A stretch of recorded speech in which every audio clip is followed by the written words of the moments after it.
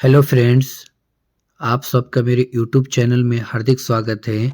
जैसा कि आप लोग जानते हैं कि बिहार बोर्ड का एग्ज़ाम बहुत ही नज़दीक आ चुका है और जितने भी स्टूडेंट जो बिहार बोर्ड का एग्ज़ाम 2026 में देने वाले हैं, उनके लिए हम केमिस्ट्री क्लास 12 के जो प्रीवियस ईयर क्वेश्चंस 2024 का है, उसको हम लोग इसमें सॉल्व करने वाले हैं। जैसा कि आप लोग जानते हैं कि जितने भी प्रकार के अभी तक क्वेश्चंस बोर्ड में पूछे गए हैं, वो सारे के सारे रिपीटेड क्वेश्चंस हैं, जो कि प्रीवियस ईयर क्वेश्चंस है। ठीक है, हम आप लोग को इस वीडियो में 2024 के प्रीवियस ईयर क्वेश्चंस के बारे में पूरा ए टू जेड करेक्शन सही सही आप लोग को सॉल्यूशंस के साथ बताएंगे। आप लोग इन सारे क्वेश्चनों का आंसर याद करके बिहार बोर्ड के एग्ज़ाम में काफ़ी अच्छा नंबर ला सकते हैं। जैसा कि आप लोग को बता देते हैं कि पिछले बार के जो परीक्षा हुआ था 2025 का बिहार बोर्ड का, उसमें हम लोग का स्टूडेंट 2025 में रोहतास डिस्ट्रिक्ट टॉपर आया था, यानी डिस्ट्रिक्ट टॉपर आया था। उसका भी तैयारी हम लोग इसी माध्यम से कराए थे, इसी तरह से कराए थे।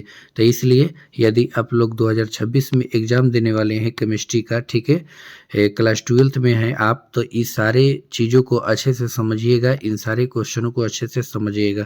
तो चलिए देर न करते हुए हम सारे क्वेश्चनों को समझाते हैं।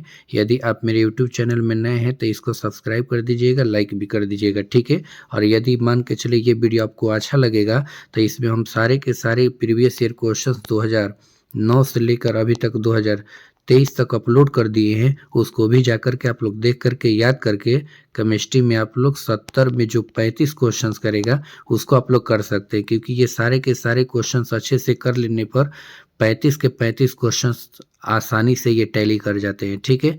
तो चलिए क्वेश्चन नंबर ना हम लोग आते हैं 1 पर। क्वेश्चन नंबर 1 क्या कर रहे हैं, इसको थोड़ा देखिए। कह रहे हैं कि NiCO4 में निकल की ऑक्सीकरण अवस्था क्या होती है। देखिए, इस क्वेश्चंस को अगर 2009 से लेकर के अभी तक देख लीजिए तो ये कई बार पूछा है, ठीक है। फिर भी हम आप लोग को बता देते हैं। देखिए, जिसका ऑक्सीकरण संख्या निकलना होता है उसको x मान लेते हैं, ठीक है। यहाँ पर CO का होल 4 है, ये एक उदासीन लिगेंड होता है जिस पर आवेश 0 होता है। कितना है, 4 है। इंटू कर देंगे आवेश इसका गुणा 0, ठीक है।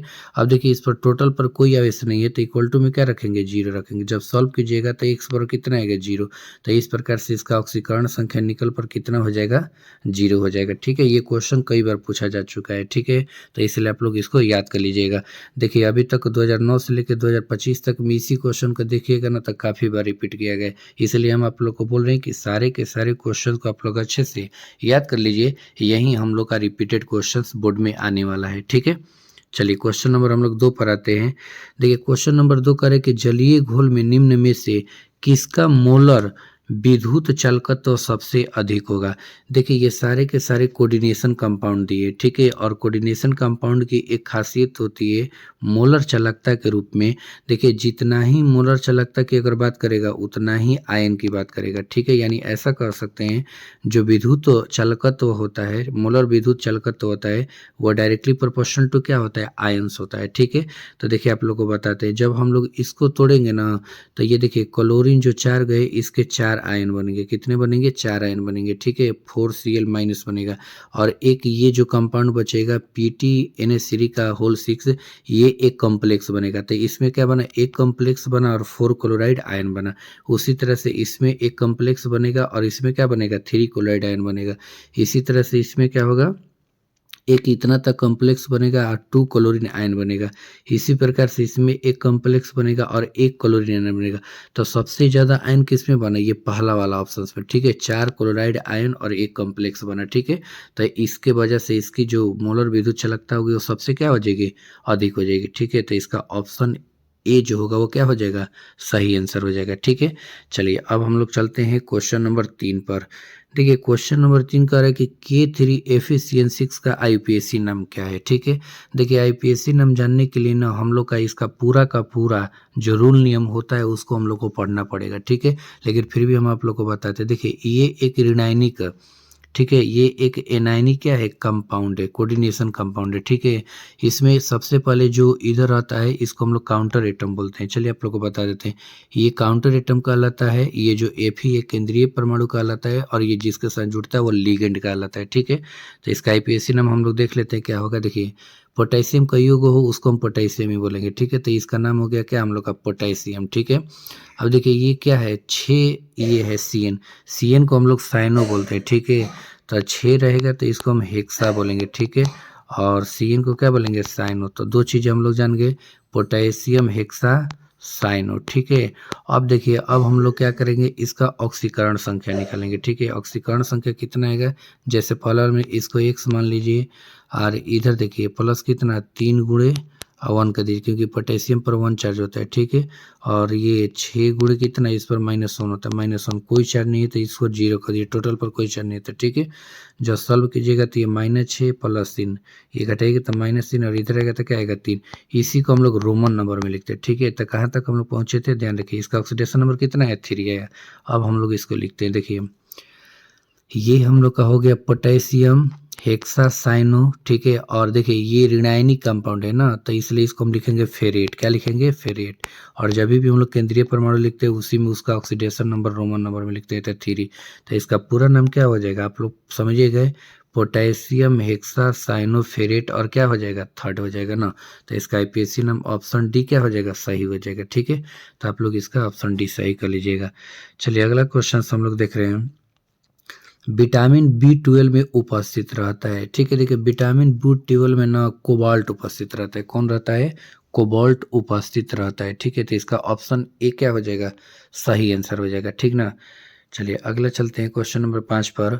करें कि NiC2O4 के होल ट्राइस और टोटल पर 4 आयन में निकेल की समन्वयन संख्या यानी कोऑर्डिनेशन संख्या क्या है। तो देखिए आप लोग को बताते हैं, जो समन्वयन संख्या या कोऑर्डिनेशन नंबर होता है वो लिगेंड के थ्रू निकलता है, और लिगेंड हम लोग का 2 तरह का होता है, ठीक है। एक होता है हम लोग का उदासीन लिगेंड, और एक होता है हम लोग का ऋणायनिक लिगेंड, ठीक है।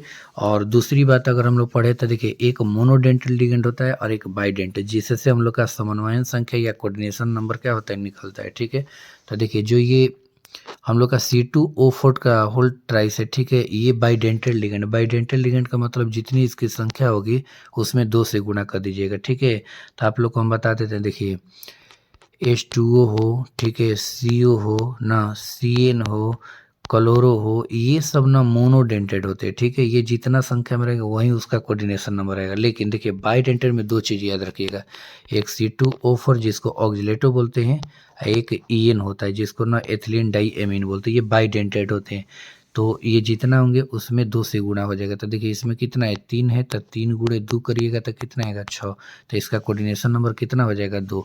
और एथिलीन डाइमीन का भी होता है जितना, उसी तरह से करते हैं ना। तो आप लोग एक क्वेश्चन के अकॉर्डिंग दूसरे क्वेश्चन को भी याद रखिएगा ना, आगे हो सकता है कि आ जाए। तो इसका आंसर कौन सा हो जाएगा, 6 हो जाएगा ना, क्योंकि बाइडेंटेड है तो 3 दूना 6 हो जाएगा ना।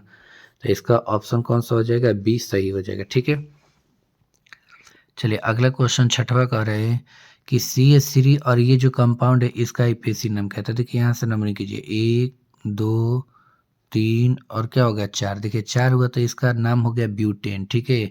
अब देखिए क्या क्या है, यहाँ पर 1 पर क्लोरो जुड़ा है और 3 पर क्या जुड़ा है, CH3 को मेथिल कहते हैं, ठीक है। तो इसका नाम अपने से समझिए, 1 पर क्या जुड़ा है, क्लोरो, तो लिखिए 1 क्लोरो, ठीक है, इसका नाम होगा। फिर 3 मेथिल और 4 कार्बन है तो इसका हो जाएगा ब्यूटेन। तो किसका ऑप्शन में है, ये पहला में नहीं होगा क्योंकि 2 मेथिल दिया है, 3 मेथिल होना चाहिए, ये भी नहीं होगा। इसमें देखिए 1 क्लोरो 3 मेथिल ब्यूटेन, ये हम लोग का क्या हो जाएगा, ऑप्शन सी सही आंसर हो जाएगा, ठीक है। चलिए अगला क्वेश्चन पर हम लोग आते हैं 7वां। देखिए 7वां क्वेश्चन कह रहा है कि C2H5Br और NaOH क्षार से ये कंपाउंड बन रहा है, ठीक है। तो निम्नलिखित में किस प्रकार की अभिक्रिया है, ठीक है। तो देखिए इसमें ना जो क्षार है इसमें OH आ रहा है, ठीक है। और जब OH आ गया तो ये न्यूक्लियोफाइल के जैसा काम करता है, ठीक है, न्यूक्लियोफाइल हो जाता है, ठीक है। यानी इसमें SN1 और SN2 की अभिक्रिया होने लगती है, ठीक है, जो कि एक मैकेनिज्म की तरह होती है, ठीक है। और इस प्रकार की अभिक्रियाओं को हम लोग क्या बोलते हैं, नाभिक स्नेही प्रतिस्थापन अभिक्रिया, ठीक है, या फिर नाभिक स्नेही विस्थापन अभिक्रिया कहते हैं।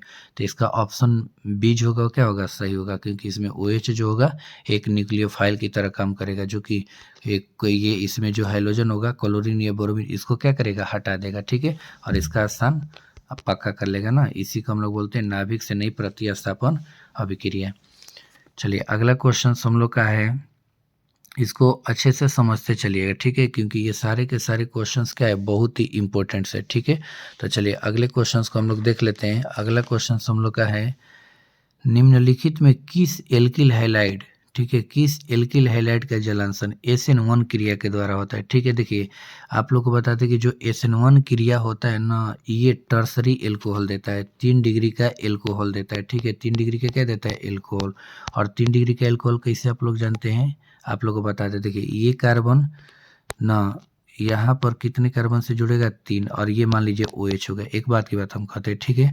तो देखिए जो OH जिस कार्बन से जुड़ा होता है वो जितने कार्बन से जुड़ेगा वो उसका डिग्री होगा। तो देखिए ये OH इस कार्बन से जुड़ा है और ये कितने कार्बन से जुड़ा है, 3 कार्बन से, तो इसलिए इसका डिग्री 3 होगा और इसी को बोलते हैं टर्सरी एल्कोहल। ठीक है, तो SN1 के रिएक्शन में ना हम लोग टर्सरी एल्कोहल का प्रयोग करते हैं, जिससे हम लोग का क्या होता है, कार्बोकैटायन बनता है। क्या बनता है, कार्बोकैटायन। ठीक है, तो इसमें ऑप्शन देख लिए टर्सरी वाला कौन सा होगा, इसमें देख लेते हैं। अच्छा, इसमें एक और काम करिएगा, जो टर्सरी अल्कोहल किए थे ना उसको हाईलाइट भी कर सकते हैं ना, यानी ऐसे कर सकते हैं। ठीक है, सी और यहाँ पर मान लीजिए कोई हाईलाइट कर दिया Cl। ठीक है, तो ऐसा ऑप्शन किस में भी देखने को मिलेगा, देखिए ऑप्शन डी जो है ऐसा देखने को मिलता है ना, CH3 हो गया क्या, होल ट्राइस। ठीक है, और यहाँ पर CX हो गया, तो इसको हम ऐसे लिख सकते हैं। देखिए C ऊपर हो गया CH3, नीचे हो गया CH3 और यहाँ पर हो गया CH3 और ये हो गया X। देखिए ये टर्सरी हैलाइड बना रहे और टर्सरी हैलाइड ही क्या होते हैं, SN1 अभिक्रिया को शो करते हैं, क्योंकि जैसे ही ये टूटेगा, ठीक है, इस पर क्या हो जाएगा, प्लस चार्ज आ जाएगा और कार्बोकैटायन में क्या होगा, कन्वर्ट हो जाएगा। ठीक है, तो इस प्रकार से जो एल्किल हैलाइड का जलांशन SN1 क्रिया के द्वारा होता है उसमें ये 3 डिग्री के जो हैलाइड होते हैं वो क्या आते हैं, भाग लेते हैं। ठीक है, तो इसका ऑप्शन कौन सा हो जाएगा, ऑप्शन इसका हो जाएगा डी, सही आंसर हो जाएगा। ठीक है, चलिए अगला क्वेश्चन का रहा है 9, क्लोरोफॉर्म जिंक और जल के द्वारा अवकरण से बनता है। देखिए ये प्रीवियस क्वेश्चन था, ये क्या बनाता था हम आप लोग को बताए भी थे। ठीक है, देखिए तो जब हम लोग ने क्लोरोफॉर्म और जिंक और जल के द्वारा अवकरण करेंगे तो उसके द्वारा क्या बनता है, चलिए इसके रिएक्शंस को भी हम लोग देख लेते हैं। देखिए ये मान लीजिए क्लोरोफॉर्म, CaCl3 का एक क्लोरोफॉर्म है, जिंक हो गया Zn। ठीक है, जब इसका हम लोग क्या काम करते हैं, कह रहा है क्या कि इसका जब हम लोग ना अवकरण करते हैं, ठीक है, अवकरण किसके द्वारा कीजिएगा, हाइड्रोजन के द्वारा। ठीक है, 6 हाइड्रोजन यहाँ पर कर देते हैं। ठीक है, और ये H2O ले लीजिए ना, इसके द्वारा जब अवकरण करते हैं तो हम लोग के ना 2 कंपाउंड बनते हैं। ठीक है, एक बनता है CH4 बनता है और एक HCl बनता है। तो इसमें मीथेन की बात जिक्र किया है और इसमें हम लोग का मीथेन है। ठीक है, ऑप्शन डी में, तो ऑप्शन डी क्या हो जाएगा, इसका सही आंसर हो जाएगा। ठीक है, रिएक्शंस को भी आप लोग लिख लीजिएगा ना, बैलेंस कर लीजिए, ये 3HCl होता है, प्लस करके कर लीजिएगा। ठीक है, चलिए अगले क्वेश्चंस पे हम लोग आते हैं। अगला क्वेश्चंस का रहे कि जब एथिल ब्रोमाइड की अभिक्रिया, ठीक है, शुष्क सिल्वर ऑक्साइड से कराई जाती है तो क्या बनता है। ठीक है, देखिए एथिल ब्रोमाइड क्या होता है, C2H5Br, ये एथिल ब्रोमाइड हो गया। ठीक है, और इसकी अभिक्रिया क्या कर रहा है कि जब हम लोग किससे कराते हैं, सिल्वर शुष्क सिल्वर ऑक्साइड से, यानी प्लस मान लीजिए Ag2।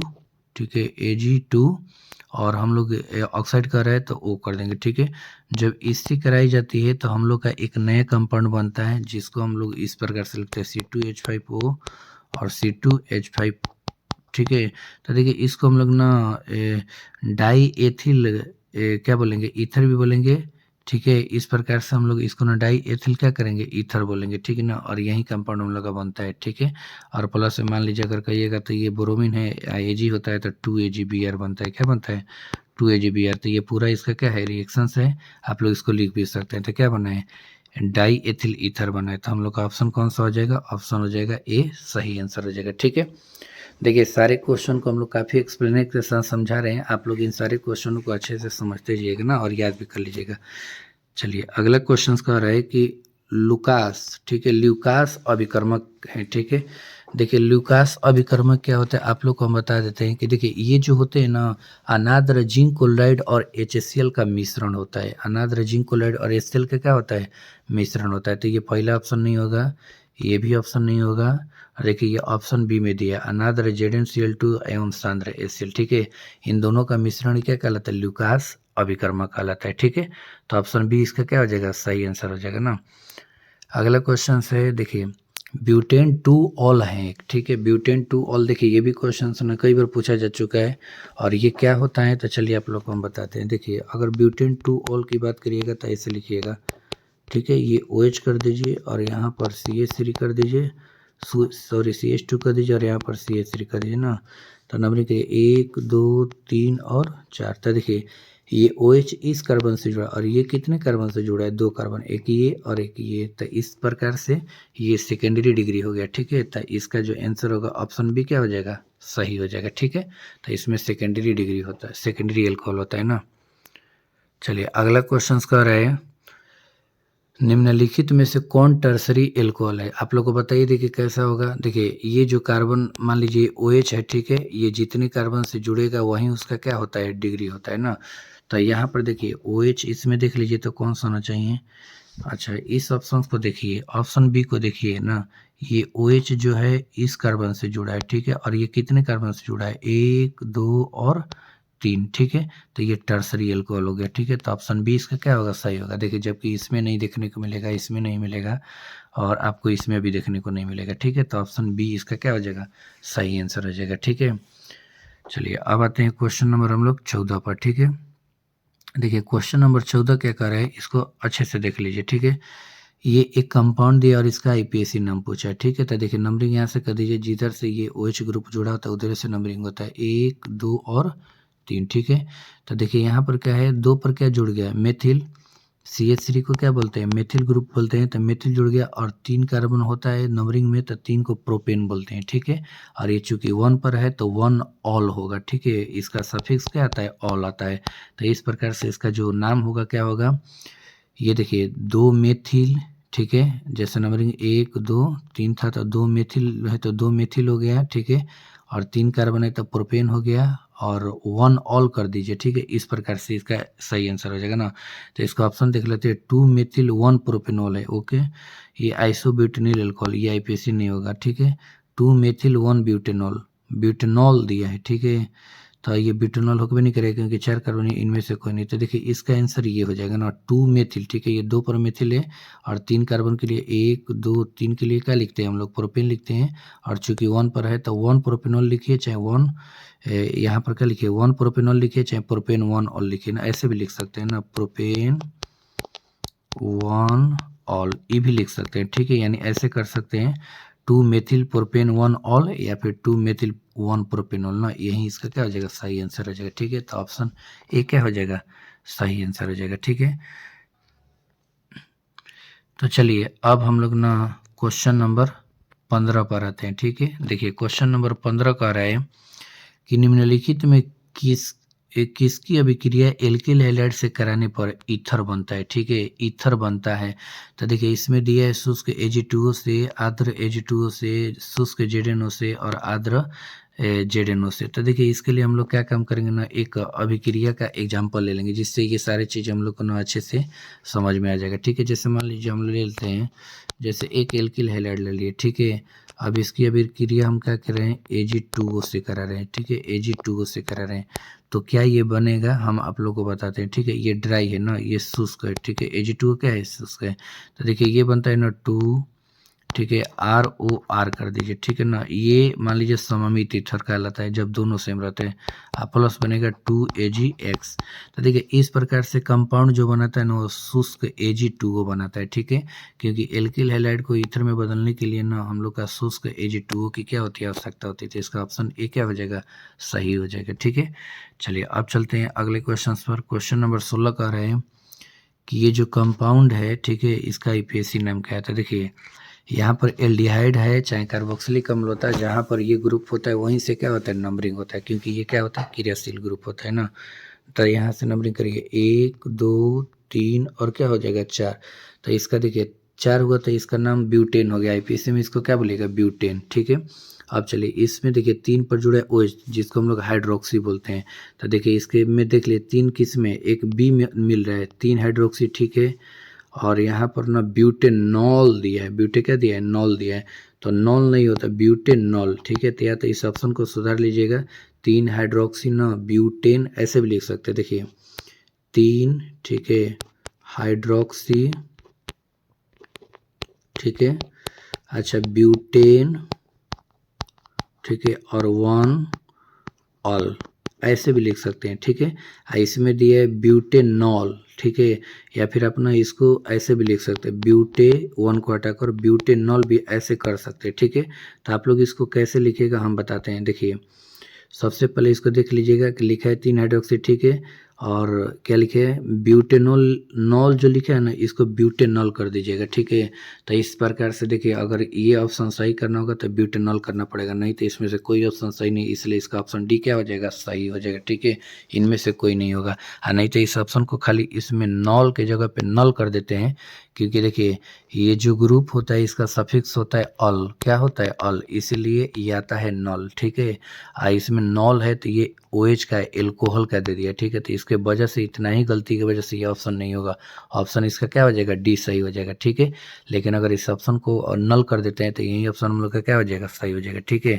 तो चलिए इस क्वेश्चन के हिसाब से इसमें गलत दिया है तो इसलिए इसका ऑप्शन डी क्या हो जाएगा, सही आंसर हो जाएगा, ठीक है। चलिए अगले क्वेश्चन पे आते हैं। 17 का है कि फॉर्मलिन एक व्यापारिक नाम है, ठीक है ना। फॉर्मलिन किसका एक व्यापारिक नाम है, आप लोग को ये बताना है। तो देखिए फॉर्मलिन जो होता है ना इसमें क्या होता है कि 37 से 40%, ठीक है, 37 से लगभग 40% फॉर्मलडिहाइड होता है, ठीक है, क्योंकि ये फॉर्मलडिहाइड का क्या होता है, विलयन होता है, ठीक है। तो इसमें लिखा है कि फॉर्मलिन का व्यापारिक नाम, आप समझ गए कि ये फॉर्मलडिहाइड इसमें होता है, और ये जो कंपाउंड बनाता है ये 40% मिथेनॉल के जलीय घोल से बनता है ना, मेथेनॉल, मेथेनॉल कर दीजिएगा, ठीक है ना, मेथेनॉल ये एल्डिहाइड कहा जाता है, ठीक है, मेथेनॉल के जलीय घोल का होता है मिश्रण, ठीक है। तो यहाँ पर ऑप्शन जो होगा सी क्या हो जाएगा, इसका सही आंसर हो जाएगा। अगला क्वेश्चन है एक एल्डिहाइड के ऑक्सीकरण से प्राप्त होता है, ठीक है। देखिए एक एल्डिहाइड का जब ऑक्सीकरण किया जाता है ना तो अम्ल बनता है, ठीक है, और खास करके कार्बोक्सिलिक अम्ल COOH वाला अम्ल बनता है, ठीक है। ये क्वेश्चन प्रीवियस ईयर में भी हम आप लोग को बताए थे, यानी पहले वाले जो 2023 बताए थे उसमें भी ये क्वेश्चन पूछा गया था, ठीक है। खास करके इसमें जो अम्ल बनता है क्या बनता है, कार्बोक्सिलिक अम्ल बनता है। तो इसका ऑप्शन क्या हो जाएगा, डी सही हो जाएगा, ठीक है। अगला क्वेश्चन है, देखिए क्लोरोटोन यानी क्लोरोटोन बनता है जब क्लोरोफॉर्म की अभिक्रिया होती है। आप लोग देखिए इसका नाम होता है क्लोरोटोन, क्या नाम होता है इसका, क्लोरोटोन होता है। और क्लोरोटोन तभी बनता है जब इसमें हम लोग अभिक्रिया कीटोन के कोई कंपाउंड का कराते हैं। फॉर्मल्डिहाइड होगा ही नहीं, एसीटेल्डेहाइड होगा ही नहीं, एसीटोन, हाँ एसीटोन में कीटोन आता है जिसका सूत्र होता है CH3 CO और CH3, ठीक है। इसी से बनता है क्लोरोटोन कंपाउंड। तो इसका ऑप्शन सी क्या हो जाएगा, सही आंसर हो जाएगा, ठीक है। चलिए अगला क्वेश्चन है संतृप्त मोनोकार्बोक्सिलिक अम्ल। देखिए संतृप्त मोनोकार्बोक्सिलिक अम्ल कहने का मतलब उसमें एक COOH हो, क्या हो, एक COOH है ना। इसका जो दिया गया है सामान्य सूत्र वो क्या है, ठीक है। देखिए एक तो होता है हम लोग का इस प्रकार से CnH2n+1 COOH, यही सूत्र होता है। इसको अणु सूत्र में बदल दीजिए, ठीक है। देखिए अगर अणु सूत्र में इसको हम लोग बदलेंगे तो किस प्रकार से करेंगे इसको, देखिए इसमें ना कार्बन हाइड्रोजन के अकॉर्डिंग दिया है, ठीक है, और ऑक्सीजन के अकॉर्डिंग दिया है। तो मान लीजिए इसमें अगर हम लोग देखते हैं टोटल कार्बन कितने हैं, एक यहाँ और एक यहाँ, ठीक है। तो मान लीजिए यहाँ पर अगर हम लोग देखते हैं तो ये C2 ले लीजिए, ठीक है, सपोज कीजिएगा C2 हो गया। हाइड्रोजन कितने हो गए, देखिए 2 है और एक कितना है 3, 2 एक कितना, अच्छा छोड़िए ना, ऐसे भी आप लोग कर सकते हैं इसको ना, हम डायरेक्ट बता देते हैं। देखिए ये जो हम लोग का ऑप्शन, एक मिनट, ये जो हम लोग का ऑप्शन दिया है ना सी, यही इसका क्या हो जाएगा, सही आंसर हो जाएगा, ठीक है। CnH2nRO2। जैसे देखिए एक एग्जांपल देते हैं ना, मान लीजिए यहाँ पर 2n का मान रखिए तो ये C2 हो गया, और यहाँ पर हाइड्रोजन क्या होगा, 2 दूना 4 हो गया, ठीक है, और O2 हो गया, ठीक है। इस प्रकार से ये जो कंपाउंड हम लोग का बनेगा इसको आप ऐसे भी लिख सकते हैं, ठीक है। CH3, एक हाइड्रोजन इसमें हो बच गया, ठीक है, और एक कार्बन इसमें बच गया, और C ऑक्सीजन 2 गए तो ले लीजिए 2 गो, एक कार्बन इसमें का ले लिए और 2 ऑक्सीजन इसमें का, एक हाइड्रोजन का ले लेते हैं। तो देखिए ये कार्बोक्सिलिक अम्ल का कंपाउंड बन गया ना, इसलिए इसका ये जो सूत्र ऑप्शन सी है वो क्या है, सही आंसर है, ठीक है। ऐसे भी हम लोग इसको समझ सकते हैं ना, इतना ज़्यादा डीपली नहीं समझना, ठीक है। चलिए अगले क्वेश्चन पे आते हैं। अगला क्वेश्चन कर रहे हैं फॉर्मिक अम्ल एवं फॉर्मल्डिहाइड को, देखिए ये 2023 में भी आया था, ठीक है। फॉर्मिक अम्ल एवं फॉर्मल्डिहाइड को निम्नलिखित में किसके द्वारा विभेद किया जाता है यानी अंतर लाया जाता है। तो आप लोग को बताए थे इसमें जो ऑप्शन है बेंडिक्ट घोल नहीं था, फेलिंग घोल नहीं था, टॉलरेंस अभिकर्मक, सोडियम बाइकार्बोनेट था। ठीक है, देखिए सोडियम बाइकार्बोनेट में क्या होता है कि जब ये फॉर्मिक अम्ल से अभिक्रिया करता है, ठीक है, तो कंपाउंड बना लेता है। ठीक है, लेकिन जब ये फॉर्मल्डिहाइड से करता है तो कोई अभिक्रिया नहीं करता है। ठीक है, जो कि इससे साफ साफ इन दोनों का अंतर पता चल जाता है ना। ऐसा ही आप लोग को ये इसका पूरा का पूरा सोल्यूशन 2023 वाले में बताएं। ठीक है, तो आप लोग 2023 वाले में जा करके देख सकते हैं। इसका ऑप्शन क्या हो जाएगा, डी सही हो जाएगा। ठीक है, चलिए देखिए इसका भी आंसर हम बताएं 2023 में ही है। ठीक है, इसमें से कह रहा है कि निम्नलिखित में कौन प्रथम कोटि का विक्रिया नहीं है। तो देखिए इसमें से ना ये जो ऑप्शन बी है ये प्रथम कोटि का नहीं बल्कि सेकेंडरी है। ठीक है, तो ये ऑप्शन क्या हो जाएगा, इसका सही आंसर हो जाएगा ना। तो देखिए इस प्रकार से ना आप जो क्वेश्चन है ना उसको भी आप लोग एकदम बहुत बढ़िया से सॉल्व कर सकते हैं ना, और याद कर लीजिएगा। क्योंकि देखिए आगे जब भी हम कोई क्वेश्चन को सॉल्व कर रहे हैं ये सारे के सारे क्वेश्चन ना रिपीटेड क्वेश्चन हो जा रहे हैं। ठीक है, तो आप लोग ना इन सारे क्वेश्चनों को अच्छे से ध्यान में रखिएगा, नहीं तो फिर देखिए एक भी क्वेश्चन छूटेगा तो फिर दिक्कत हो जाएगा ना। चलिए अब अगले क्वेश्चन पे आते हैं हम लोग। अगला क्वेश्चन कह रहा है कि निम्नलिखित यानी किसी द्वितीय कोटि के विक्रिया के वेग स्थिरांक एक है। देखिए कोई भी कोटि की पूछेगा तो आप एक ये फॉर्मूला याद रखिएगा, के बराबर देखिए मोल, ठीक है, लीटर इनवर्स 1 माइनस कर दीजिए n और कर दीजिए यहाँ सेकेंड इनवर्स। ठीक है, अब किसकी बात पूछा है, सेकेंड का पूछा है ना, तो यहाँ पर 2 रखिए और ऊपर ऊपर कैलकुलेट कीजिए। 1 मिले 2 जाएगा -1 और -1 ये पूरा पावर पर क्या होगा आप अपने समझिए, तो ये हो जाएगा मोल इनवर्स और ये माइनस माइनस कट के ये क्या होगा लीटर और ये सेकेंड इनवर्स। तो इसका ऑप्शन क्या बनेगा, mole inverse litre second inverse, ये सेकेंड ऑर्डर का है। ठीक है, उसी तरह से फर्स्ट ऑर्डर का, उसी तरह से शून्य कोटि का भी आप लोग निकाल सकते हैं, जो कि ना लगभग 2009 में भी पूछा है, 13 में पूछा है, 16 में पूछा है। इस प्रकार से ये क्वेश्चन काफ़ी बार रिपीटेड किया गया है। ठीक है, तो इसका आंसर कौन सा हो जाएगा, option C mole litre mole inverse, ये -1 है। ठीक है, लीटर सेकेंड इनवर्स ना आप लोग ऐसे भी लिख सकते हैं, तो इसका आंसर ये हो जाएगा। ठीक है, चलिए अगला क्वेश्चन 24 का रहा है, किसी अभिक्रिया का वेग इतना दिया है, ठीक है, तो अभिक्रिया की कोटि क्या होगी। तो देखिए अभिक्रिया की कोटि ना जो भी दिया रहता है कॉन्सेंट्रेट उसके पावर को जोड़ दिया जाता है। तो 1/2 इसका भी दिया है और प्लस 1/2 इसका भी दिया है, दोनों को जोड़िएगा तो कितना आएगा 1 लगभग। तो इसकी कोटि ऑप्शन डी क्या हो जाएगा, सही हो जाएगा ना। बहुत आसान आसान क्वेश्चन है, आप लोग इसको याद कर लीजिएगा। ठीक है, देखिए अगला क्वेश्चन कह रहा है कि फ्रेंडली, ठीक ना, कि अधिशोषण समताप के अनुसार जो नियम होता है क्या होता है। देखिए ये लगभग ना एडवांस में पूछता है। ठीक है, ये एक ग्राफीय नियम होता है। ठीक है, देखिए जो x/m है अधिशोष्य और अधिशोषित गैस की मात्रा का अनुपात होता है। ठीक है, जिसको हम लोग एक नियतांक Kp 1/n के द्वारा क्या करते हैं, दर्शाते हैं, और इसी के द्वारा ग्राफ भी बनाते हैं। इसका ऑप्शन ए क्या हो जाएगा, सही हो जाएगा। ठीक है, ये BSc में पढ़ना है ना, आप लोग इसके आंसर को याद कर लीजिएगा। चलिए अगला क्वेश्चन है, दूध है। देखिए दूध जो होता है इसमें दो चीज़ होता है, एक पानी होता है और एक क्या होता है, वासा होता है। ठीक है, जिसमें पानी की मात्रा क्या होगी ज़्यादा और वासा की मात्रा क्या होगी कम। तो इसमें हम लिखेंगे कि जल में ये क्या होता है, परिक्षिप्त वासा होता है। ठीक है, यानी ये जल में दूध की जो होता है मात्रा यानी वासा के रूप में वो क्या होता है, कम होता है। तो इसलिए परिक्षिप्त होता है यानी छुपा होता है, दिखता नहीं है। ठीक है, तो इसलिए इसको हम लोग बोलेंगे कि जल में क्या है, परिक्षिप्त वासा है। ठीक है, चलिए तो आप लोग इसको याद रखिएगा ना। अगले क्वेश्चन पे आते हैं हम लोग। अगला क्वेश्चन कर रहे हैं कि निम्नलिखित में कौन लायोफिलिक कोलाइड है। ठीक है, लायोफिलिक कोलाइड कौन सा है इसमें से, आप लोग ये क्वेश्चन कितना बार बताएं, दूध नहीं होगा, गम, गम यानी गोंद। ठीक है, गोंद हो जाएगा ना, कोरा नहीं होगा, खून नहीं होगा, तो इसका गम या गोंद कर लीजिएगा ना, ये कई बार आया है। ठीक है, अगला क्वेश्चन है, देखिए हाइबर विधि आप लोग को बता भी किए थे, हाइबर विधि द्वारा कौन सा गैस बनता है, तो अमोनिया बनाया जाता है। ठीक है, उत्पादन में किस उत्प्रेरक का उपयोग होता है, ये भी प्रीवियस ईयर है 2022 में पूछा गया था। ठीक है, तो देखिए मान लीजिए क्या है, N2+, ठीक है, 3H2 से अभिक्रिया करने पर बन गया 2NH3 अमोनिया गैस। ठीक है, अब इसमें दो कैटलिस्ट काम करते हैं, देखिए एफ ही तो काम करेगा ही करेगा और प्लस में एमओ भी करते हैं जिसको मोबिलिडियम बोलते हैं। ठीक है, ये वर्धक का काम करता है यानी अभिक्रिया को जल्दी से क्या करता है, यह कंप्लीट कर देता है। ठीक है, तो इस प्रकार से इसका जो ऑप्शन होगा वो ऑप्शन क्या हो जाएगा, बी हो जाएगा। ठीक है, ऑप्शन बी इसका क्या हो जाएगा, सही आंसर हो जाएगा ना। चलिए अब हम लोग चलते हैं क्वेश्चन नंबर 29 पर। अब क्वेश्चन नंबर 29 क्या कर रहे हैं, चलिए इसको भी हम लोग देख लेते हैं ना। देखिए क्वेश्चन नंबर 29 कर रहे हैं, निम्नलिखित या सॉरी एसिटिक अम्ल निम्नलिखित में किसके द्वारा एसिटाइल क्लोराइड नहीं बनाता है? ये देखिएगा एसिटाइल क्लोराइड नहीं बनाता है ना एसिटिक अम्ल। तो एक बात आप लोग को बता देते हैं कि देखिए इसमें जो ये PCl5 है, PCl3 है, SOCl2 है और Cl2 है, इसमें से ना किसके द्वारा एसिटाइल क्लोराइड नहीं बनाता है?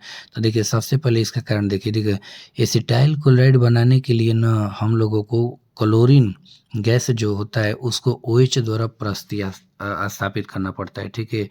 तो देखिए इसमें OH द्वारा Cl2 प्रतिस्थापित नहीं होगा, इसमें भी OH द्वारा नहीं होगा, इसमें भी OH द्वारा नहीं होगा, लेकिन इसमें देखिए नाभिक से नहीं प्रतिस्थापन अभिक्रिया द्वारा OH द्वारा इसको हम लोग क्या करेंगे प्रतिस्थापित कर देंगे, ठीक है। तो जिससे ना हम लोग का एसिटिक अम्ल निम्नलिखित किसके द्वारा एसिटाइल क्लोराइड नहीं बना पाता है? तो ये क्लोरीन जो होगा नहीं बना पाएगा, ठीक है, क्योंकि इसको हम लोग OH द्वारा क्या कर सकते हैं प्रतिस्थापित कर सकते हैं, ठीक है। तो इसलिए इसका ऑप्शन डी क्या हो जाएगा? सही आंसर हो जाएगा ना, ऑप्शन डी इसका सही आंसर है, ठीक है। चलिए अगला क्वेश्चन से है एसिटामाइड क्या है, ठीक है ना। एसिटामाइड होता है किस में, ठीक है। एसिटामाइड अम्लीय है कि क्षारीय है कि उभयधर्मी है कि क्या है उदासीन है, ठीक है। ये भी आप लोग को ना जानना जरूरी है। सबसे पहले ध्यान रखिए कि एसिटामाइड का सूत्र होता है CH3CONH2, ठीक है। अब देखिए एक बात आप लोग को बताते हैं, NH2 है ना, तो ये एक दुर्बल क्षार के जैसा काम करता है, ठीक है। लेकिन इसका जो जलीय विलयन होता है यानी पानी में जब इसको डाला जाता है तो ये उदासीन हो जाता है, ठीक है। तो एसिटामाइड जो है हम लोग का किसके जैसा काम करेगा? ये उदासीन होता है, ठीक है, क्योंकि एसिटामाइड एक जलीय कंपाउंड में ही इसको क्या किया जाता है अभिक्रियाओं के द्वारा बनाया जाता है यानी रखा जाता है उसको, ठीक है। तो ये उदासीन के जैसा काम करेगा, ठीक है। तो ऑप्शन डी इसका क्या हो जाएगा? सही आंसर हो जाएगा। 31 का आ रहा है कि ये जो पूरा का पूरा कंपाउंड है ये कौन सा अमीन है। देखिए ये क्वेश्चन ना पूछा है शायद 21-22 में इसी तरह से ये दिया था। अब देखिए NH2 है तो ये क्या होगा 1 डिग्री का अमीन, NH होता तो क्या होता 2 डिग्री का अमीन, और N होता तो क्या होता 3 डिग्री का अमीन। यानी देखिए 1 डिग्री का मतलब प्राइमरी अमीन और 2 डिग्री का मतलब सेकेंडरी अमीन और 3 डिग्री का मतलब टर्सरी अमीन। तो इसमें आप देख लीजिए कौन सा होना चाहिए, प्राइमरी यानी प्राइमरी अमीन हो जाएगा ना। ऑप्शन ए क्या हो जाएगा? इसका सही आंसर हो जाएगा, ठीक है। चलिए अगला क्वेश्चन हम लोग चलते हैं मेथिल एमीन को, ठीक है। क्वेश्चन नंबर कितना हम लोग का है? 32, ठीक है। मेथिल एमीन को क्लोरोफॉर्म और एल्कोहलिक KOH के साथ गर्म करने पर बनता है। ये भी क्वेश्चन हम लोग का 2022 या 23 में इसी तरह से पूछा हुआ गया था, ठीक है ना। और ये क्वेश्चन बहुत ही आसान है। आप लोग को बताए थे कि इस अभिक्रिया को हम लोग क्या कहते थे, जिससे मेथिल एमीन क्लोरोफॉर्म और एल्कोहलिक KOH के साथ अभिक्रिया करता था तो उसे कार्बिल एमीन अभिक्रिया कहते थे, ठीक है। उसके रिएक्शंस को भी लिखे थे, वीडियो लंबा हो जाएगा, जाकर के उसको देख लीजिएगा। पूरा का पूरा प्रीवियस ईयर क्वेश्चन इसमें रिपीट किया गया, ठीक है। तो इसमें बनता है क्या? Methyl isocyanide. ऑप्शन डी इसका क्या हो जाएगा? सही आंसर होगा, ठीक है। इसके सॉल्यूशंस को जाकर के उसमें देख लीजिएगा ना। चलिए अगला क्वेश्चन है निम्नलिखित में सर्वाधिक क्षारीय कौन सा है? देखिए इस क्वेश्चन का भी आंसर जाकर के आप लोग देख लीजिएगा, काफ़ी बार पूछा गया था, ठीक है। तो देखिए सबसे अधिक 2 डिग्री के एमीन होते हैं, क्या होते हैं? 2 डिग्री के एमीन, ठीक है, और वो भी एलिफैटिक है। तो इसमें देखिए 2 डिग्री के एमीन एक ये है और एक ये तो 1 डिग्री के, तो ये होगा ही नहीं। अब इसमें देखिए ये एरोमेटिक और ये क्या है? एलिफैटिक है। तो ये ऑप्शन डी इसका क्या हो जाएगा? सही हो जाएगा आंसर ना। काफ़ी बार ये सब क्वेश्चन रिपीट किए गए हैं, इसलिए आप लोग को हम बोल रहे हैं ये जा करके आप लोग ना पूरा का पूरा प्रीवियस ईयर क्वेश्चंस देख लीजिएगा, ठीक है। चलिए क्वेश्चन नंबर अब हम लोग चलते हैं 34 पर। क्वेश्चन नंबर 34 का रहा है कि प्रोटीन की हेलिकल संरचना निम्नलिखित में किसके द्वारा अस्थायी होता है? तो ये आंसर जान लीजिए हाइड्रोजन बंध द्वारा, ठीक है। हाइड्रोजन बंध द्वारा ही इसकी संरचनाएं क्या होती है? अस्थायी होती है। आयनिक बंध नहीं होगा, सहसंयोजक बंध भी नहीं होगा, वांडरवॉल भी नहीं होगा। तो हाइड्रोजन बंध इसका क्या हो जाएगा? सही आंसर हो जाएगा, ठीक है। तो इसको आप लोग एकदम बहुत ही अच्छे से याद रखिएगा ना। अगला क्वेश्चन कर कि निम्नलिखित में कौन कीटोहेक्सोज है ना। कीटोहेक्सोज कहने का मतलब ना कीटोन ग्रुप होता है। तो देखिए फ्रुक्टोज आप लोग जानते हैं कि C6H12O6 क्या होता है कि फ्रुक्टोज और ग्लूकोज दोनों का सूत्र होता है, लेकिन अंतर कहाँ होता है? देखिए जिसमें एल्डिहाइड ग्रुप होता है वो फ्रुक्टोज हो जाता है, जिसको एल्डोज बोलते हैं, और जिसमें ना कीटोन ग्रुप होता है वो फ्रुक्टोज हो जाता है, जिसे हम लोग कीटोज यानी हेक्सोज बोलते हैं, ठीक है। तो इस प्रकार से इसका जो ऑप्शन हो जाएगा वो कौन सा हो जाएगा? फ्रुक्टोज इसका सही आंसर हो जाएगा, ठीक है। 35 का सही आंसर कौन सा हो जाएगा? ऑप्शन बी सही हो जाएगा, ठीक है। अब चलिए क्वेश्चन नंबर हम लोग ना 36 पे आते हैं। क्वेश्चन नंबर 36 क्या है इसको देख लीजिए ना। कह रहा है कि निम्नलिखित में कौन ऑर्थोफॉस्फोरिक अम्ल का अणु सूत्र है। ठीक है, ऑर्थोफॉस्फोरिक अम्ल का अणु सूत्र है ना। तो देखिए ऑर्थोफॉस्फोरिक अम्ल के अणु सूत्र में ना हम लोग इसको देख लेते हैं। इसके ऑप्शन में दिए हैं H3PO, एक मिनट, H3PO3 दिया है, दूसरा दिया है H3PO4, तीसरा दिया है HPO3 और चौथा दिया है H4P2O7 दिया है। ठीक है, तो देखिए ऑर्थोफॉस्फोरिक अम्ल की बात करता है तो इसमें देखिए हम आप लोग को बताते हैं कि जो ये H3PO4 होता है, ठीक है ना, इसको हम लोग ना फास्फोरिक अम्ल कहते हैं। ये ऑर्थोफॉस्फोरिक अम्ल का अणु सूत्र है। ठीक है, जिसको हम लोग ना फास्फोरिक अम्ल बोलते हैं, उसी को हम लोग ना ऑर्थोफॉस्फोरिक अम्ल भी कहा जाता है। अगर ये नाम याद होगा तो आप लोग इसका सही आंसर कर लीजिएगा। तो ऑप्शन बी इसका क्या हो जाएगा, सही आंसर हो जाएगा। ठीक है,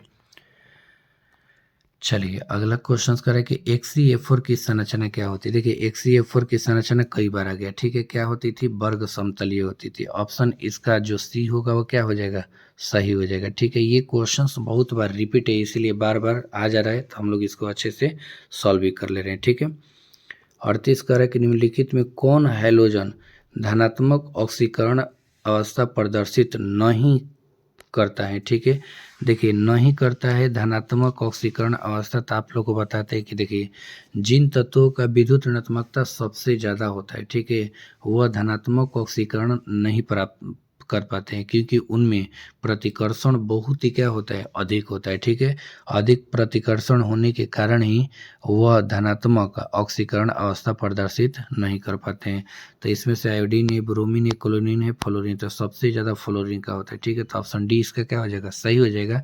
इसके कारण से इसमें प्रतिकर्षण ज़्यादा होता है, इसलिए धनात्मक ऑक्सीकरण दर्शा नहीं पाता है। ठीक है, अगला क्वेश्चन है निम्नलिखित में किसका बंधन कोण सबसे छोटा होता है। देखिए बंधन कोण अगर याद है तो आप लोग इसको बता सकते हैं, नहीं याद है तो थोड़ा सा समझ में नहीं आ पाएगा कि किसके हिसाब से हम इसको बताएं। ऐसे आप लोग को बता देते हैं कि देखिए एक ये सारे के सारे जो है सब में हाइड्रोजन है, लेकिन ये तत्व क्या है, ये सब वर्ग 16 है, उ स से, ठीक है, टीपू ना, इस प्रकार से दिए। तो देखिए एक और भी काम कर सकते हैं कि देखिए जितना ही बड़ा आकार होता है, ठीक है, जितना ही बड़ा क्या होता है, आकार होता है, उनके जो बॉन्ड लेंथ होते हैं उतना ही एकदम संकीर्ण होते हैं, संक्षिप्त में होते हैं।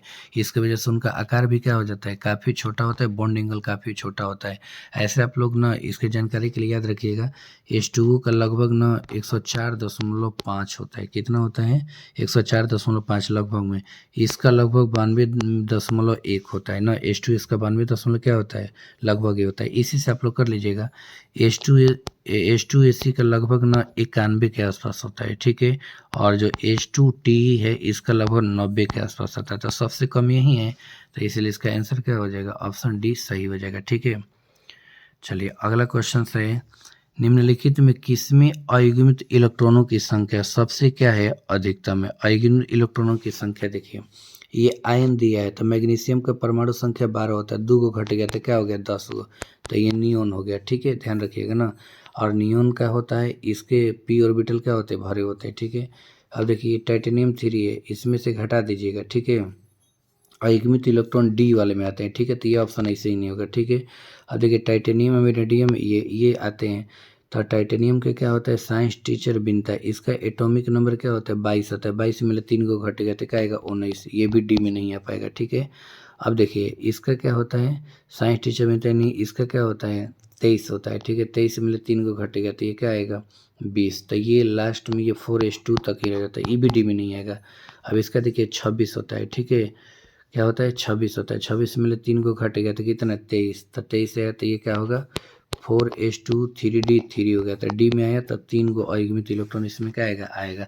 तो सबसे अधिकतम किस में हुआ, इसमें तो कुछ भी नहीं हुआ तीनों में, और इसमें हो जाएगा ऑप्शन डी इसका क्या हो जाएगा, सही आंसर हो जाएगा। ठीक ना, चलिए अगला क्वेश्चन पर हम लोग चलते हैं। अगला क्वेश्चन हम लोग का है ये, एक मिनट, इसका आकार बहुत ही ज़्यादा है। चलिए अगला क्वेश्चन की अगर हम लोग बात करें तो अगला क्वेश्चन हम लोग का कौन सा है, 41। देखिए 41 कह रहे हैं कि क्रोमियम की अधिकतम ऑक्सीकरण अवस्था होती है। देखिए क्रोमियम जो तत्व है ना ज़्यादातर आपको 3+ में और क्रोमियम Cr4+ में आपको देखने को मिलेंगे, ठीक है, चाहे 2+ में भी कभी कभी देखने को मिलता है। लेकिन कभी आप लोग, एक मिनट, लेकिन कभी आप लोग ना इसका अधिकतम की अगर बात करेगा तो ध्यान रखिएगा इस पर ना ऑक्सीकरण अवस्था इसका +6 होता है। जब हम लोग कोई कंपाउंड से ऑक्सीडेशन स्टेट निकालते हैं तो इसका अधिकतम कितना निकालते हैं, 6 निकालते हैं, ठीक है। तो इसलिए इसका ऑप्शन डी क्या हो जाएगा, सही आंसर हो जाएगा, ठीक ना। चलिए अब चलते हैं क्वेश्चन नंबर हम लोग 42 पर। क्वेश्चन नंबर 42 कह रहा है कि जो Cu2+ है Zn इसका 29 दे रखा है, ठीक है, तो इसको छोड़ दीजिए। आयन में अयुग्मित में इलेक्ट्रॉनों की संख्या कितनी होगी, अयुग्मित की बात कर रहे हैं। तो देखिए आप जानते हैं कि जिंक का कितना होता है, 3d10 होता है लास्ट में, ठीक है, होता है ना, और इसका कॉपर का 29 परमाणु संख्या होता है, ठीक है। तो देखिए अयुग्मित करने के लिए और Cu2+ में बदलने के लिए इसमें कितने इलेक्ट्रॉनों की आवश्यकता होती है, सिर्फ 1 इलेक्ट्रॉनों की आवश्यकता होती है, ठीक है। तो इसमें पूछा है अयुग्मित इलेक्ट्रॉन ना, तो इसके हिसाब से जब हम लोग ना उसके उस थ्योरी के अकॉर्डिंग देखेंगे तो उसमें अयुग्मित इलेक्ट्रॉनों की संख्या कितनी होगी, 1। लेकिन ऐसा हम लोग को नहीं करना है, ठीक है। देखिए यहाँ पर Zn Cu2+ है तो 2 इसका 29 होता है, 2 इसमें से घटा दीजिए, इसका कितना बचा, 27, ठीक है, यानी 27 पर कीजिएगा तो लास्ट में आएगा 3d7, ठीक है। जब इसको पूरी तरह से हम लोग बनाएंगे, देखिए ध्यान से, पाँचों कैसे बनाते हैं, ठीक है। तो देखिए पाँचों में एक को क्या होगा, भर जाएगा, ठीक है। लास्ट में 27 आता है तो देखिए 20 तक भरा रहता है ना, 3d1 चालू होता है 21 से, तो 7 होगा तो 5 भर गया। ये देखिए 5 1 6 और 6 1 7, तो को 3 गो रहा है ना, तो 3 इसका क्या आ जाएगा, सही आंसर आ जाएगा। 3 गो अयुग्मित इलेक्ट्रॉन होगा, ठीक है। लेकिन आप लोग को कभी कभी इसके ऑप्शन में ना 1 मिलेगा, उसको मत करिएगा ना, इसका 3 क्या हो जाएगा, सही आंसर आ जाएगा, ठीक है। फिर से एक बार आप लोग को हम बता देते हैं ना, चलिए फिर से एक बार आप लोग देख लीजिए ताकि ना क्वेश्चन को गलती मत करिएगा। अगर ज़्यादा डाउट होगा तो इस क्वेश्चन को क्या कीजिएगा, आप लोग छोड़ दीजिएगा ना। देखिए फिर से बताते हैं ना, 29 में ले जो चार्ज उसको घटाएगा तो कितना आएगा, 27। और डी जो चालू होता है 3d1 से चालू होता है ना, 20 से चालू होता है, तो ये कितना आ जाएगा, 3d7 आ जाएगा, ठीक है। और इसमें 7 इलेक्ट्रॉन को भरिए, इसमें 5 गो होते हैं ऑर्बिट्स और इसमें एक को पहले भरिए, ठीक है। एक को हम भर दिए तो कितने हो गए, 5 हो गए। फिर उसके बाद 6 और उसके बाद 7, हम लोग को 7 तक करना है क्योंकि 3d7 है। तो अब देखिए ये युग्मित इलेक्ट्रॉन कहलाते हैं और ये क्या कहलाता है, अयुग्मित। तो कितने हो जाएंगे, 3 हो जाएंगे ना। तो इसका आंसर क्या हो जाएगा, सही 3। आप लोग को ऑप्शन में 1 भी दिया होगा, ठीक है, तो उसको मत करिएगा, ऑप्शन डी को करिएगा। अगर नहीं भी अगर दिक्कत होगा ज़्यादा तो इस क्वेश्चन को आप लोग क्या कीजिएगा, छोड़ दीजिएगा ना। चलिए अब हम लोग चलते हैं क्वेश्चन नंबर 43 पर। देखिए क्वेश्चन नंबर 43 कह रहा है कि समपरासरणी, ठीक है, विलयन के बराबर होते हैं, ठीक है। देखिए समपरासरी विलयन का है चाहे परासरणी का है तो उसमें क्या होता है कि देखिए वैसे 2 विलयन जिनका परासरण दाब बराबर होता है उसे ना परासरणी विलयन कहते हैं या फिर समपरासरी कहते हैं ना। लेकिन देखिए परासरण इसमें नहीं दिया, घनत्व दिया है, निर्मलता दिया है, शक्ति दिया है, मोलर सांद्रण। तो एक और बात आप लोग को बताते हैं, देखिए जो ये समपरासरणी विलयन होते हैं वो 2 चीज़ों के क्या होते हैं, बराबर होते हैं, एक परासरण दाब और दूसरा मोलर सांद्रण, ठीक है। तो आप लोग इसका आंसर डी कर दीजिएगा, मोलर सांद्रण, ठीक ना। देखिए ये क्वेश्चन नंबर 44 कई बार पूछा है जो कि ना प्रीवियस ईयर क्वेश्चंस में हम बताए हैं, आप लोग जाकर के उसमें देख लीजिएगा ना। यानी देखिए मेरे द्वारा जितना भी अपलोड किए गए वीडियो है प्रीवियस ईयर के वो सारे के सारे देख लीजिएगा ना, उसमें सारे के सारे यही क्वेश्चंस मिलते जाएंगे और देखने से बार बार याद भी हो जाएगा ना, इसलिए आप लोग इस पर ध्यान दीजिएगा। देखिए कह रहा है कि HCl और H2O के एजियोट्रॉपिक मिश्रण में रहता है। आप लोग को ये क्वेश्चंस कितना बार हम बताएं, 20.2% क्या होता है, HCl होता है, ठीक है, जिससे एजियोट्रॉपिक मिक्सचर बनता है, बाकी जल होता है, ठीक है। ये भी क्वेश्चन बताएं बहुत बार, 96,500 कूलम से कितना ग्राम कॉपर मुक्त होता है, तो इसके सॉल्यूशन को जाकर के देख लीजिएगा, आता है आंसर क्या, बी, ठीक है, 31.76 ग्राम तांबा आता है ना। देखिए ये भी क्वेश्चन रिपीट हुआ है, चालकत्व तो सेल का सेल स्थिरांक क्या होता है, सेल स्थिरांक क्या होता है, L/A होता है, जिसको हम G से सूचित करते हैं। ये कई बार आया है, ठीक है। ये इलेक्ट्रोड की लंबाई है और ये अनुप्रस्थ कट का क्या है, क्षेत्रफल है A ना। चलिए अगला क्वेश्चन चलते हैं। देखिए ये भी क्वेश्चंस पूछा था, ठीक है। ये हम लोग का एक डैनियल सेल दिया है, जिंक और कॉपर से जो बना सेल होता है उसे डैनियल सेल या गैल्वेनिक सेल या वोल्टेइक सेल भी कहते हैं ना। कह रहे कि विद्युत वाहक बल इतना है तो इसका कैथोड क्या है। देखिए विद्युत वाहक बल कितना भी दे उससे मतलब नहीं है। ये देखिए ये इसमें हम लोग का ये एनोड होता है और ये क्या होता है हम लोग का कैथोड होता है। तो कैथोड पूछा है तो क्या हो जाएगा, कॉपर हो जाएगा। ऑप्शन बी इसका क्या हो जाएगा, सही आंसर हो जाएगा। ठीक है, चलिए अगला क्वेश्चन क्या कर रहे हैं, आयनीकरण का सिद्धांत किसने दिया था। ठीक है, आयनीकरण का सिद्धांत किसने दिया था। देखिए आयनीकरण का सिद्धांत ना आर्येनियन साइंटिस्ट ने दिए थे। ठीक है, इनका का नाम ये था कि देखिए जब किसी घोल में, ठीक है, घोल का मतलब विलयन में ना, जैसे मान के चलिए किसी पदार्थ को डालते हैं, ठीक है, कोई वैद्युत अपघट्य पर, तो वो पानी में टूट करके आयनों में क्या होता है, बदल जाते हैं। इसी को हम लोग आयनीकरण का सिद्धांत कहते हैं। ठीक है, जिसको कौन दिए थे, आर्येनियस। ऑप्शन इसका बी क्या हो जाएगा, सही आंसर हो जाएगा ना। अगला क्वेश्चन है, देखिए कह रहा है, ये भी क्वेश्चन बहुत बड़ा है, जा करके देख रहे किसी पदार्थ के विक्रिया करने का दर किस पर निर्भर करता है, तो सक्रिय मात्रा पर करता है। एक्सप्लेनेशंस काफ़ी अच्छे से किए हैं, इसको जा करके आप लोग देख लीजिएगा ना। चलिए अगला क्वेश्चन हम लोग का है 50। ठीक है, क्वेश्चंस कह रहा है कि जो हम लोग का इसमें है, विटामिन जो खून को अस्कंदित होने में भूमिका निभाता है वह क्या होता है। आप लोग भी ऐसे ऐसे पढ़े होंगे कि विटामिन जो के होता है ना हम लोगों का, वो क्या करता है, रक्त को अस्कंदित करता है। क्योंकि देखिए जब कोई नस फट जाता है उसमें से ब्लड गिरता है, तो उसको ब्लड का रोकने का काम कौन करता है, विटामिन के करता है। ठीक है, विटामिन के की वजह से वो रुक जाता है। ठीक है, यानी अस्कंदित कर देता है ना, जमा देता है उसको। तो कह रहे कि विटामिन जो खून को अस्कंदित होने में मुख्य भूमिका नहीं, तो क्या होते हैं, विटामिन के होते हैं। ठीक है, तो इसका ऑप्शन कौन सा हो जाएगा, डी सही हो जाएगा। चलिए क्वेश्चन नंबर हम लोग आते हैं 51 पर। 51 का लाइक क्लोरो एमिन टी है एक ना, देखिए नाम थोड़ा सा ये है, लेकिन एक बात बताते हैं, देखिए ये जो होता है ना बैक्टीरिया को मारने का काम करता है। ठीक है, जितने भी प्रकार के बैक्टीरिया होते हैं उनको क्या करता है, मतलब ज़्यादा से ज़्यादा मात्रा में मारने का काम करता है। ठीक है, और ज़्यादा से ज़्यादा जो मात्रा में मारता है उससे हम लोग डिसइंफेक्टेंट कहते हैं। ठीक है, एक एंटीसेप्टिक भी, एनाल्जेसिक भी, एंटीपायरेटिक, इन दवाओं का उपयोग अलग अलग चीज़ों में हम लोग करते हैं। ठीक है, और ये भी हल्का फुल्का न कीटाणु जीवाणु को मारते हैं, लेकिन सबसे ज़्यादा जो क्लोरोन एमिन टी जो है ये डिसइंफेक्टेंट होता है, ये ज़्यादा से ज़्यादा ब्रॉडकास्ट पर मारता है। ठीक है ना, ध्यान रखिएगा। ऑप्शन ए इसका क्या हो जाएगा, सही हो जाएगा। देखिए अगला क्वेश्चन का रहे, हाइड्राइजिन एक दवा है जिसका उपयोग निम्नलिखित में किसके इलाज में होता है। देखिए हाइड्रोजन का अगर नाम नहीं सुने तो आप लोग को हम बता देते हैं। ठीक है, ये जो होता है ना माइक्रोबल्स, यानी जितने भी प्रकार के ना माइक्रो यानी बैक्टीरिया होते हैं बहुत सूक्ष्म। ठीक है, या तो उनको वृद्धि होने से रोकता है या फिर उनको क्या करता है, मार देता है ना। तो ये हाइड्रोजन दवा का काम यही होता है कि जितनी प्रकार के बैक्टीरिया होता है उनको वृद्धि होने से ज़्यादातर पहले रुकता है, जब अधिक हो जाते हैं तो उनको ये क्या करता है, मारने का काम करता है। ठीक है, तो इसके हिसाब से इसका मलेरिया में नहीं होगा, टाइफाइड भी नहीं होगा, कलरा भी नहीं होगा। देखिए तो ये होता है ना, जो हाइड्रोजन एक दवा जो होता है ये होता है ना ट्यूबरकुलोसिस। ट्यूबर जो कुलोसिस होता है ये हाइड्रोजन होता है। ठीक है, जिसका उपयोग हम लोग ना ज़्यादा से ज़्यादा सूक्ष्म जीवों को मारने में करते हैं या फिर रोकथाम करने में उपयोग करते हैं। ठीक है, चलिए अगला क्वेश्चन है 53। निम्नलिखित में कौन एक एल्कालाइड है ना। एल्कालाइड देखिए कहने का मतलब क्या है, जिनमें ना नाइट्रोजन होते हैं, जिन यौगिकों में नाइट्रोजन होते हैं उनको ना एल्कालाइड कहते हैं। देखिए निकोटीन में होता है, एरोटिन में होता है, कोकेन में भी होता है। ठीक है, ये सब ऐसी औषधि है जो निंद्रा उत्पन्न करता है। ठीक है, और इनमें से सभी, तो इनमें से सभी कर लीजिएगा ना, ये ऐसे के ऐसे मतलब ना ये औषधि हैं। ठीक है ना, जिनमें नाइट्रोजन कंपाउंड होता है। ठीक है, और याद रखिएगा जिसमें जिन यौगिकों में नाइट्रोजन होता है उसे हम लोग क्या कहते हैं, एल्कालाइड कहते हैं ना। चलिए अगला क्वेश्चन हम लोग का है 54। देखिए 54 क्वेश्चंस बहुत बार पूछा जा चुका है। ठीक है, ये आप लोग जानते हैं ना। 54 क्वेश्चंस में कह रहे हैं हम लोग का कि निम्नलिखित में कौन प्राकृतिक रबर है। ठीक है, निम्नलिखित में कौन क्या है, प्राकृतिक रबर है।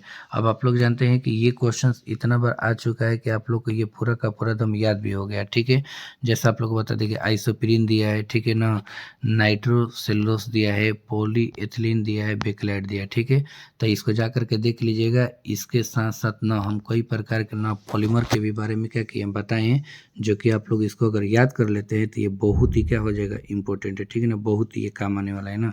तो इसका आंसर कौन सा हो जाएगा, आइसोप्रीन होगा। ऐसे हम फिर भी एक बार बता देते हैं। देखिए 3 चीज़ याद रखिएगा ना, अगर प्राकृतिक रबर का पूछेगा तो आइसोप्रीन, ठीक है। नियोप्रीन रबर का पूछेगा तो याद रखिएगा उसको हम लोग बोलते हैं क्लोरोप्रीन, ठीक है, क्लोरोप्रीन होता है ना।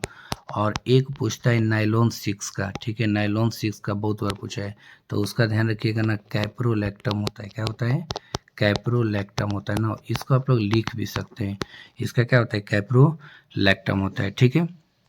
तो इस प्रकार से ये भी आप लोग समझ लिए ना। चलिए अगला क्वेश्चन को आते हैं। देखिए कह रहे कि एक कांचा पदार्थ, क्या करें, एक कांचा पदार्थ जो नायलॉन को बनाने में क्या होता है, प्रयुक्त होता है ना। देखिए कांचा पदार्थ की अगर इसमें बात कर रहा है तो ये नायलॉन को क्या करता है, बनाने में जो उपयोग होता है इसको हम आप लोग को बताते हैं, ठीक है। अब देखिए जो हम लोग का ये कांचा पदार्थ नायलॉन होता है, ठीक है ना, ये जो बहुलक होता है ये एडीपिक अम्ल से बनता है। किससे बनता है, एडीपिक अम्ल से ना। एडीपिक अम्ल एक क्या है, कांचा पदार्थ होता है, ठीक है, जिसके द्वारा हम लोग किसका निर्माण करते हैं, नायलॉन का करते हैं। अब देखिए नायलॉन में 3 कैटेगरी होता है, एक नायलॉन होता है, एक नायलॉन 6 होता है और एक नायलॉन 6,6 होता है। ये 3 कैटेगरी होता है, ठीक है। और एक और बात बता देते हैं, एडीपिक अम्ल के साथ हम लोग ना जब हेक्सामेथिलीन, ठीक है, डाईएमीन मिलाते हैं ना तो जाकर के नायलॉन कोई 6 या नायलॉन जो भी है बनता है, ठीक है। तो एडीपिक अम्ल क्या होता है, कांचा पदार्थ होता है जिसको हम नायलॉन बनाने में उपयोग करते हैं। तो ऑप्शन सी इसका क्या हो जाएगा, सही आंसर हो जाएगा, ठीक है। तो चलिए अब हम लोग ना क्वेश्चन नंबर 56 पे आते हैं। क्वेश्चन नंबर 56 में देखिए CF2 निम्नलिखित में किसका मोनोमर है, ठीक है। देखिए इसको ना हम लोग क्या बोलते हैं ना, इसको आप लोग ऐसे ही बोल सकते हैं, टेट्राफ्लोरोएथिलीन बोलिएगा, ठीक है ना। और इसको शॉर्टकट में हम लोग टेफ्लॉन बोलते हैं, ठीक है। क्या बोलते हैं, टेफ्लॉन बोलते हैं ना।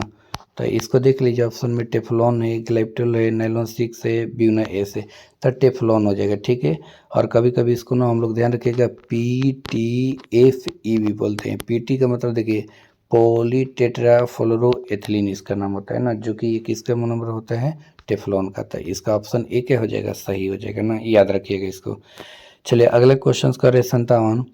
निम्नलिखित में कौन धातु सामान्यतः मुक्त अवस्था में पाया जाता है, कॉपर नहीं होगा, सोना है, एल्युमिनियम में Fe। तो सोना हम लोग का क्या हो जाएगा, सही आंसर हो जाएगा ऑप्शन बी, ये मुक्त अवस्था में पाया जाता है। ये सब क्वेश्चन बहुत ही आसान है, आप लोग इसको याद कर लीजिएगा ना। देखिए ये भी क्वेश्चन पीछे वाले क्वेश्चन से रिपीट कर दिया। निम्नलिखित में कौन कथन सत्य है, कह रहे कि सभी अयस्क खनिज होते हैं, सभी खनिज अयस्क होते हैं, एक खनिज अयस्क नहीं हो सकता है, एक अयस्क खनिज नहीं हो सकता। तो देखिए यहाँ पर ना ऑप्शन ए, ये 10 क्लास में भी दिया था ना, सभी अयस्क जो होते हैं वो खनिज होते हैं, ठीक है। तो ऑप्शन ए इसका क्या हो जाएगा, सही आंसर हो जाएगा, ठीक है। चलिए अगला क्वेश्चन कह रहे हैं, निम्नलिखित धातुओं में किसके निष्कर्षण में वैद्युत अपघटन धातु कर्म का उपयोग होता है, यानी वैद्युत धातु कर्म का उपयोग होता है, ठीक है, यानी विद्युत के द्वारा किया जाता है ना। तो देखिए आप लोग को बताते हैं, लोहा में नहीं होता, लेड में भी नहीं होता, सिल्वर में, सोडियम में होता है, ठीक है। जैसे NaCl है जो वैद्युत अपघट्य पदार्थ ना, इसमें जो वैद्युत धातु कर्म का प्रयोग करते हैं हम लोग, उसमें से सोडियम प्राप्त होता है, तो सोडियम में होता है, ठीक है। तो सोडियम के लिए हम लोग ना वैद्युत धातु कर्म का उपयोग करते हैं, याद रखिएगा। चलिए अगला क्वेश्चन स्टार्ट है, जिसमें 2 अलग अलग धातु उपस्थित होते वह अयस्क हैं, ठीक है। जिसमें 2 अलग अलग क्या होते हैं, धातु उपस्थित होते हैं वह अयस्क हैं। तो देखिए हेमाटाइट का सूत्र होता है Fe2O3, इसमें कुछ भी नहीं है। गैलेना का होता है PbS, इसमें भी कुछ भी नहीं है। मैग्नेटाइट हो गया Fe3O4 हो गया, इसमें भी कुछ नहीं है। और कॉपर पायराइड्स का सूत्र होता है देखिए CuFeS2, देखिए इसमें 2 अलग अलग धातु है, कॉपर भी है, आयरन भी। तो ऑप्शन डी इसका क्या हो जाएगा, सही आंसर हो जाएगा, ठीक है। चलिए अगला क्वेश्चन कर रहे हैं, देखिए 1:2, 2:2, 2p1, ये जो दिया, देखिए ये पूछा भी है ना, निम्नलिखित में किस तत्व का इलेक्ट्रॉनिक विन्यास है। तो कुछ नहीं करना, आप गिन लीजिए इलेक्ट्रॉन, 2, 2, 4, 1, 5, 6, एक कितना हुआ, 7। और 7 किसका होता है, नाइट्रोजन का होता है, ठीक है।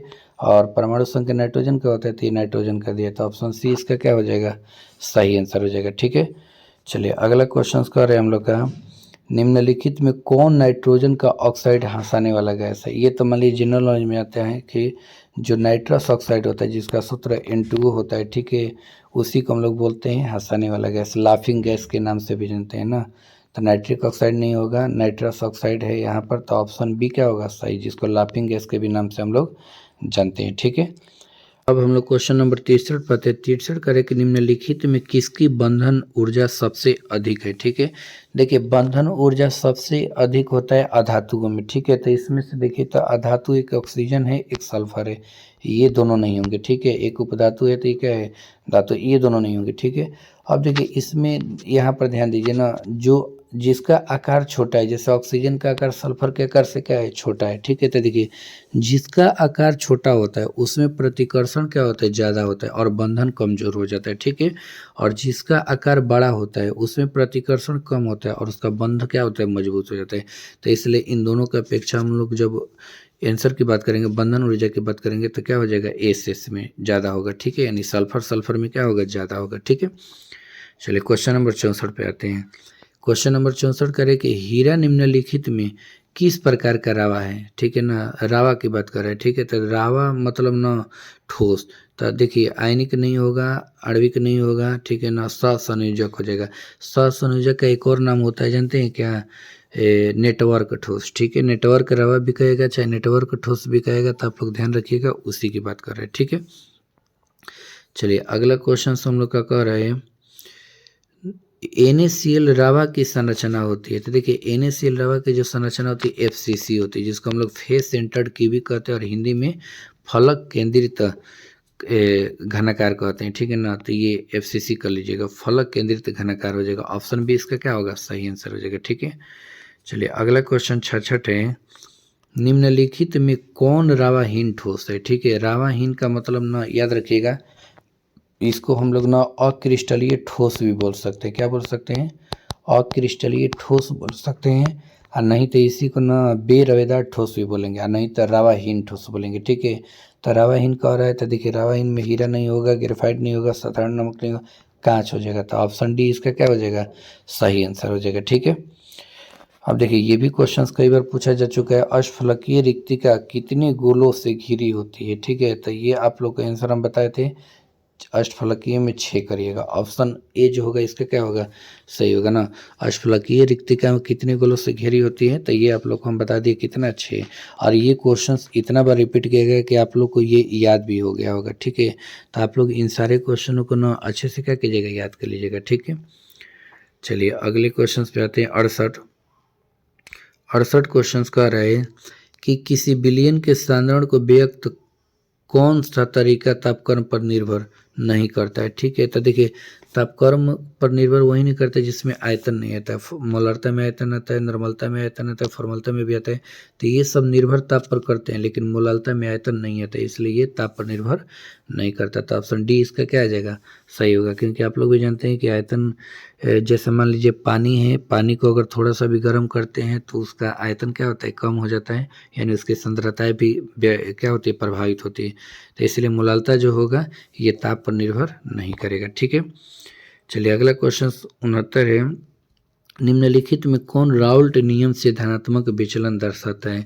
देखिए नोट्स में आप लोग को काफ़ी सारा एग्जाम्पल लिखवाए थे। ठीक है, देखिए ये जो ऑप्शन है ये आदर्श विलीन है, लेकिन धनात्मक विचलन नहीं दर्शाता है। ठीक है ना, ये ऋणात्मक दर्शाता है। ठीक है, और ये जो है ऑप्शन सी यही धनात्मक दर्शाता है। ठीक है, यानी क्लोरोफॉर्म और एथेनॉल का जो विलयन होता है ये धनात्मक विचलन दर्शाता है। तो ऑप्शन सी इसका क्या हो जाएगा, सही आंसर हो जाएगा। ठीक है, चलिए लास्ट क्वेश्चन इसका है, कह रहा है कि किसी विलयन के पराश्रयणी दाब को निम्नलिखित में से किस समीकरण के द्वारा व्यक्त किया जाता है। देखिए ये क्वेश्चंस कई बार रिपीट हो चुका है, आप लोग भी जानते हैं कि पराश्रयण दाब का सूत्र क्या होता है, पाई बराबर CRT होता है। ठीक है, इसको हम लोग ना ऐसे भी लिख सकते हैं, पाई बटा में ना कोई भी इसमें से ले सकते हैं। इसी के हिसाब से देख लीजिए, ऑप्शन बी इसका क्या आ जाएगा, सही आंसर आ जाएगा। ठीक है, तो देखिए इस प्रकार से हम लोग ये सारे क्वेश्चनों को अच्छे से क्या कर लिए, समझ लिए। ठीक है, और आप लोग को इतना सारा क्वेश्चंस करने से ये आइडिया आ गया होगा कि जितने भी प्रकार के क्वेश्चंस आगे हम लोग पढ़ रहे हैं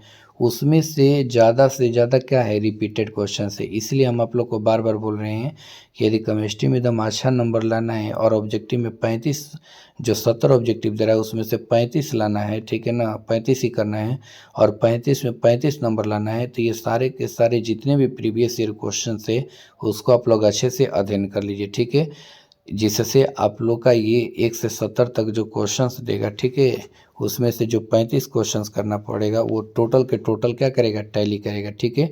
तो इस प्रकार से ये सारे क्वेश्चंस को आप लोग देख लीजिएगा।